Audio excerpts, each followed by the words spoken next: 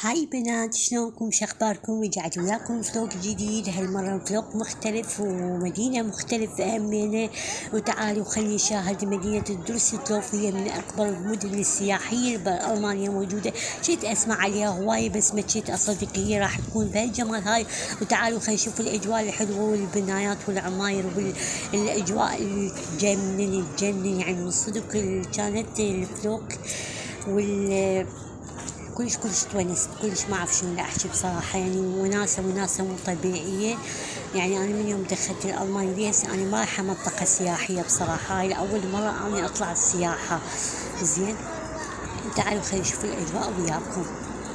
طبعا هي كلش حلوة المدينة، أما من ناحية اللجوء لا، يعني شوية حسب ما سمعت هم يتأخرون بالإجراءات اللجوء، يعني بالإقامة والتبديلات الأوزفايز وهاي الشغلات الإجراءات. الله يسهل للجميع إن شاء الله يا ربي. يلا مثل ما يكون تأخيرة بأخيرة، حتى لو يتأخروا بس المهم بالأخير ينطون إن شاء الله.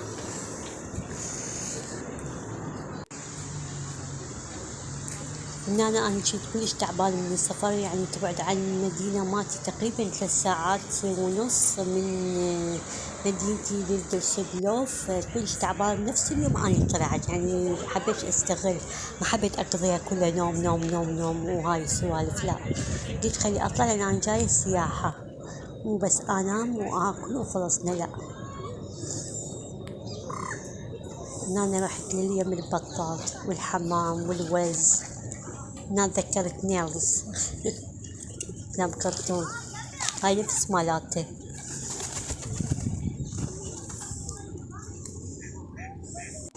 أنا حبيت آخذ استراحة ودخلت لهذا المطعم، العفو مو مطعم، هو مال كيك وكافيه وهاي السوالف، تمام. والأجواء كانت جميلة وأخذت هواية صور همينة.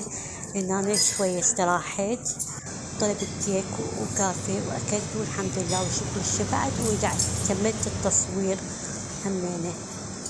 والله كان أصور.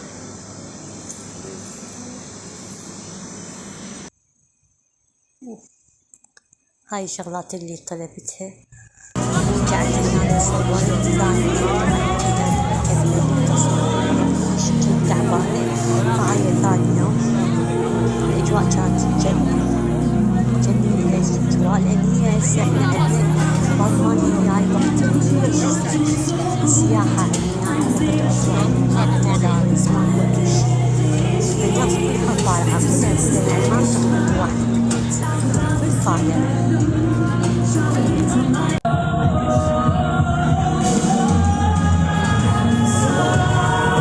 أعتذر عن الأصوات والهوسة اللي قاعدة على الشارع الآن، السيارات كلها.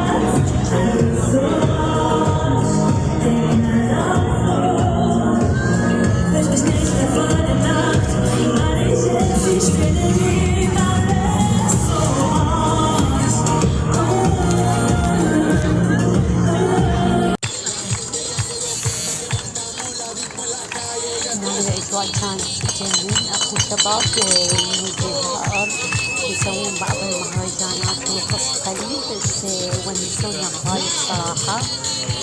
دول هم يقدروا نوضح لكم في الصور، يسوون مهرجانات وشغلات حلوة، كلش ونسونا بصراحة.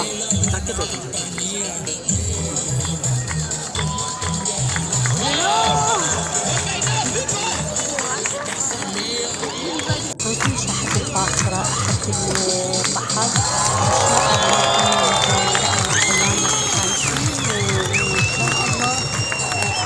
التذاكر والله الباخرة بصراحة أنا بدي أحجز أسمعها وخليني أحجز، وشلون المنطقة جديدة علي. إن شاء الله بالأيام الجاية والفترات الجاية راح أصور لكم فلوقات حلوة، وأكو مناطق بعد أحلى همينة من هاي هسه اللي قاعد أصور لكم إياها. أكو مناطق يسمونها شارع الملوك، أريد أروح بعد ما أعرف كلش حلوة، إن شاء الله هم أروح هناك وأصور لكم الأجواء داخل الباخرة وخارجها، كل شي راح أصور إن شاء الله إذا الله خلانا طيبين. أنا أعشق شي اسمه بحر، أعشق شي.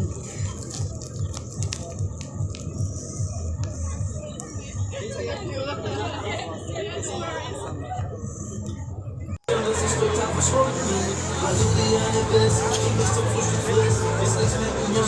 مكة هو ممتاز. ناس عايشة حياتهم بعيد عن التلفزيون، بعيد عن السوالف التعبانة، عايشين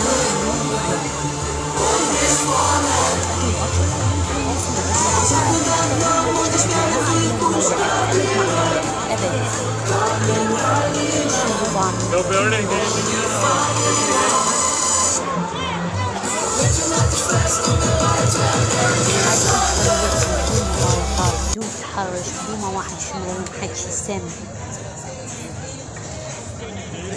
اسم جديد طبعا بين قوسين. هاي باخرة بس هي مطعم مسويها، يعني ما تتحرك، هي ثابتة بس مسويها مطعم، وهم الأجواء حلوة بيها، وهاي كلش حلوة الأجواء كانت. إن شاء الله أركب هذيك الباخرة الكبيرة، بس ما أعرف من الحجز. إن شاء الله لازم أسأل العطلة الجاية، لأن أنا هم عندي مدرسة. أنا خلصت جزء